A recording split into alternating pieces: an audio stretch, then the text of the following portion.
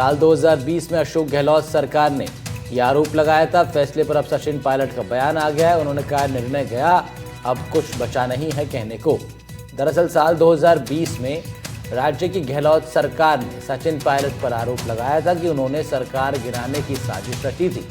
इसके लिए एसओजी और बाद में एंटी करप्शन ब्यूरो में मामले दर्ज कराए गए थे। और अब एसीबी ने इसे फर्जी मानते हुए कोर्ट में अंतरिम रिपोर्ट दाखिल कर दी है और राजस्थान हाईकोर्ट ने इसे स्वीकार कर लिया है। और इस फैसले के बाद सभी आरोपी क्लीन चिट उन्हें मिल चुकी है। और जैसे कि राहुल बता रहे हैं कि मामला है 10 जुलाई साल 2020 का। मैंने कोई रिपोर्ट देखी नहीं है, लेकिन जो भी कोर्ट्स का निर्णय आता है उसको हम सबको स्वीकार करना चाहिए। और मुझे लगता है कि न्यायपालिका में सभी का भरोसा है। न्यायपालिका में कभी कभी देरी हो जाती है, लेकिन अंत में जो लगता है कि इस देश की जो न्यायपालिका है वो सुदृढ़ है, मजबूत है। और जब कोर्ट का निर्णय आ गया तो फिर अब कुछ बचा नहीं कहने को। हाँ, ये जो मामला उठा है विधानसभा के अंदर, ये मामला जो उठा है विधानसभा के अंदर बड़ा दुर्भाग्यपूर्ण है। और ये जो कैमरों के माध्यम से अगर कोई जासूसी करने की कोशिश कर रहा है तो वो नियम, मर्यादा, परंपराओं के सख्त विरुद्ध में। ऐसा होना नहीं चाहिए। और खासकर विपक्ष से जो लोग हैं, हम लोग सदन के अंदर क्या रणनीति बना रहे हैं, क्या हमारे एक्शंस रहेंगे, हम लोग अल्टीमेटली जनता की आवाज़ उठाने के लिए वहाँ गए हैं। दीपक चावला हमारे सहयोगी राजधानी जयपुर से लाइव जुड़ रहे हैं, इस खबर पर देंगे ज़्यादा जानकारी। दीपक, वैसे मामला तो 5 साल पुराना है, लेकिन एक भी साल ऐसा नहीं गया जब इस मामले को लेकर के सियासत का जो पूरा गलियारा है वो बार बार गर्माता ना रहा हो। क्यों मनी? बिल्कुल। और क्योंकि गहलोत की सरकार गिराने का पूरा मसला था, लेकिन अब कोर्ट के फैसले के बाद इस पर अब आखिरी कहें कि ताला लग गया है। क्या कुछ हलचल नजर आई इस फैसले के बाद? बिल्कुल, देखिए इसमें भरत मराले जो कि बीजेपी से ब्यावर से नेता है और अशोक सिंह हैं, उस समय सबसे पहले इन दोनों के खिलाफ एसीबी ने मुकदमा दर्ज किया था। और उसमें कुछ रिकॉर्डिंग भी मिली थी जिसमें ये सरकार निर्दलीय विधायकों को खरीद रहे और सरकार गिराने की बात कर रहे थे।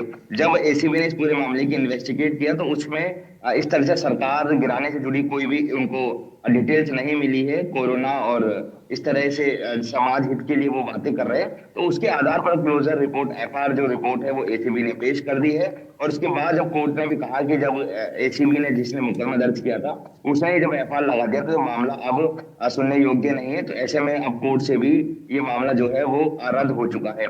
एसओजी ने भी उस समय एसीबी के बाद जब मुकदमा दर्ज किया था और एसओजी भी इस पूरे मामले की इन्वेस्टिगेट कर रही थी कि क्या वाकई राजद्रोह का मुकदमा भी उस समय दर्ज हुआ था। और रिकॉर्डिंग भी एसीबी को मिली थी। और उस समय का बहुत चर्चित ये मामला था जब अशोक गहलोत और सचिन पायलट दोनों आमने सामने थे। अशोक गहलोत के पक्ष लगातार ये कह रहे थे कि सचिन पायलट जो है वो मानेसर जा रहे हैं और सरकार गिराने की बात कर रहे हैं। अच्छा, इस मामले पर अशोक गहलोत का अब तक कोई बयान सामने आया है? बिल्कुल, अभी तक फिलहाल किसी तरह की कोई प्रतिक्रिया अशोक गहलोत ने नहीं दी है।